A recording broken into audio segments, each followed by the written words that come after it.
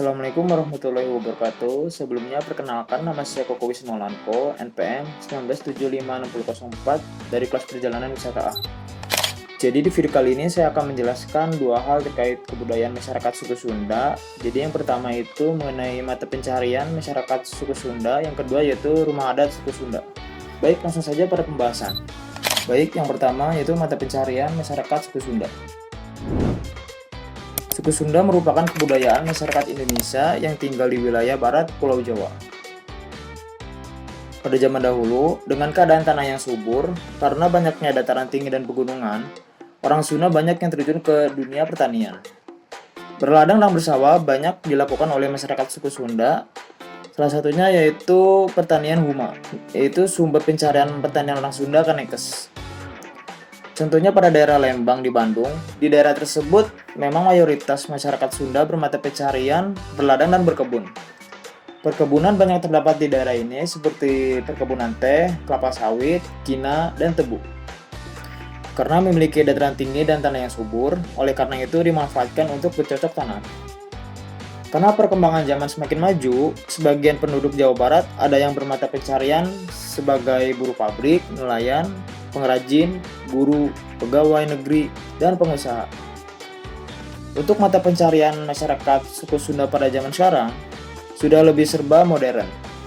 Pakaian kaos dari Bandung atau industri penjualan dengan sistem factory outlet distro semuanya kebanyakan berasal dari tanah Sunda sebelum akhirnya menyebar ke seluruh Indonesia. Walaupun masih banyak terdapat masyarakat suku Sunda yang bermata pencaharian sebagai petani, itu hanya masih berlaku di beberapa daerah seperti di dataran tinggi saja. Selain itu, masyarakat Sunda seringkali memilih untuk menjadi pengusaha dan pedagang sebagai mata pencahariannya, meskipun kebanyakan berupa wirausaha kecil-kecilan yang sederhana seperti pedagang keliling, membuka warung atau rumah makan, membuka toko, barang kelontong, dan lain-lain. Baik, yang selanjutnya yaitu rumah adat suku Sunda.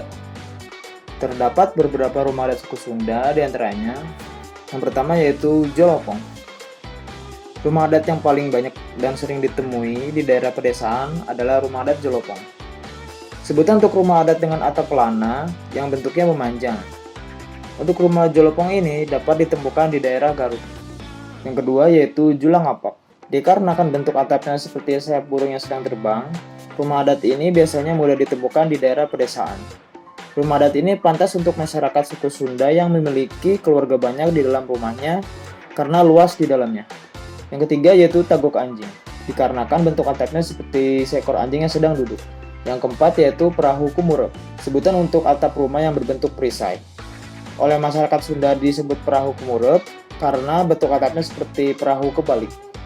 Nama tersebut cukup menjelaskan bentuk atapnya yang memang persis seperti perahu terbalik.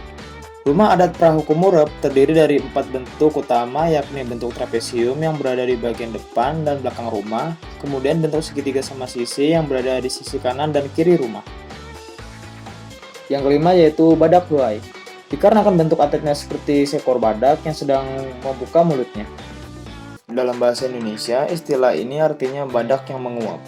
Sesuai namanya, rumah adat Badak Huai memiliki bentuk atap yang nampak seperti badak menguap sekaligus juga sebagai ciri khususnya.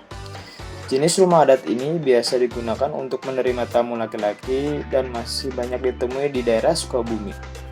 Yang keenam yaitu Capit Gunting. Dikarenakan bagian atas atapnya yang saling menyilang berbentuk gunting, hanya tak banyak masyarakat suku Sunda yang menggunakan rumah adat ini sebagai rumahnya. Bahan utama atap biasanya menggunakan daun kering sehingga bagian dalam rumah terasa sejuk. Rumah Capit Gunting termasuk rumah adat Sunda yang paling kuno sehingga sudah jarang ditemui saat ini. Jadi, rumah adat masyarakat suku Sunda memiliki beragam bentuk dan jenis. Juga memiliki masing-masing bentuk keunikan dan maknanya tersendiri. Sekian penjelasan dari saya mengenai rumah adat masyarakat suku Sunda. Bila ada kesalahan dalam penjelasan dan penyampaian materi, saya mohon maaf. Saya akhiri. Wassalamualaikum warahmatullahi wabarakatuh.